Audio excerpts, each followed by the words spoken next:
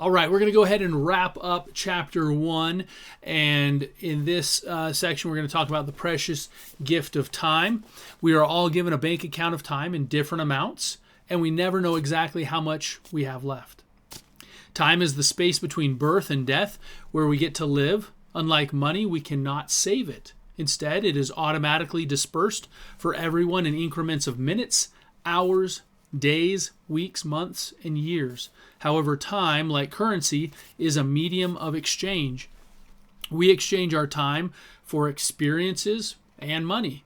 Like money in our bank account, we choose how we spend our time. Some squander it, and others see its actual value. It is that choice, how we choose to spend our time, that makes all the difference. If you see time as a valuable resource that must be spent every day, time that you can never get back, then you tend to make the most of it. You put it to good use. You get the most out of the time you are given, not knowing how much you have left. You strive to condense time frames to achieve your dreams and cherish the moments that matter with the people you love.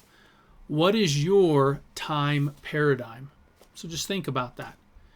Think about that for a minute. How do you spend your time? How do you think about the time you have? Do you think of it as a precious resource? Are you using it wisely, or are you squandering it? Okay. You strive to condense time frames to achieve your dreams and cherish the moments that matter with the people you love. What is your time paradigm?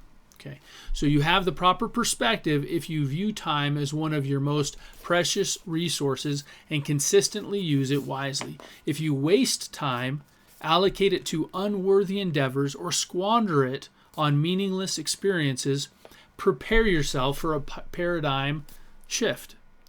Only when you view time as a precious, non-renewable resource will you maximize its full potential. Every minute, hour, day, week, month, and year presents a choice, and that choice makes all the difference. Use your time wisely. You want to be highly alert for ideas and opportunities on your financial independence journey that might help you arrive to your desired destination quicker. Condensing time frames or doing more with less time can be a gradual process as you learn what it will take to be FI and then how to accelerate the FI process. There may be times along the journey when you slow down and speed up depending on your circumstances.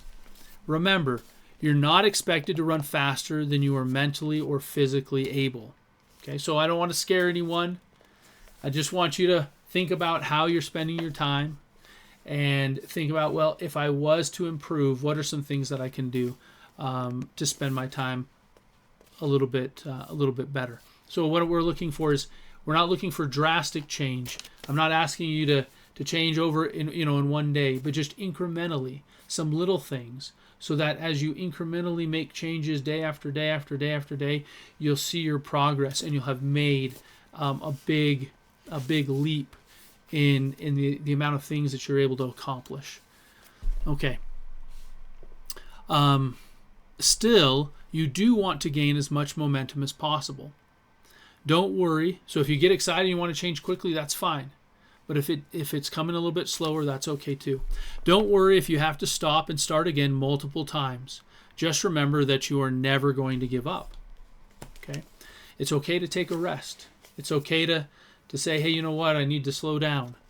But what you're never going to do is say, I give up. Okay? Take a rest, slow down, but just keep at it and never give up. Achieving FI for most people is a marathon, not a sprint. I've never run a marathon. I've run sprints, and I know I can do that. I've gone on some long hikes, which seem like marathons. But I've done a lot of sprinting in my life, and I can sprint and I can rest, and then I can sprint again, and then I can rest, and that works for me, and so it might work for you. But what I'm not going to do is I'm not going to give up. Okay, however, if you can keep your momentum continuous, it will be all the better. Okay, remember, this is really important, this part.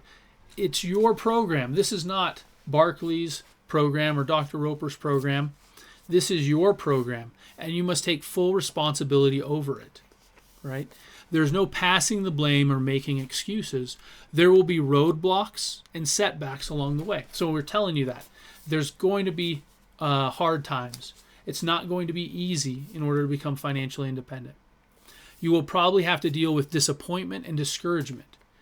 It is easier said than done, right? It's a lot easier for me to sit here and say, hey, you can do this, guys. But then when you're, right, when the rubber hits the road and you're out there working on it, it's going to be tough.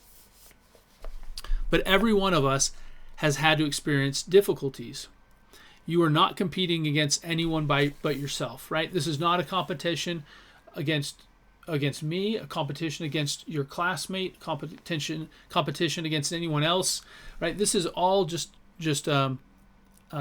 for you. You're doing this for you. You're competing against yourself. So you're not comparing yourself to other people.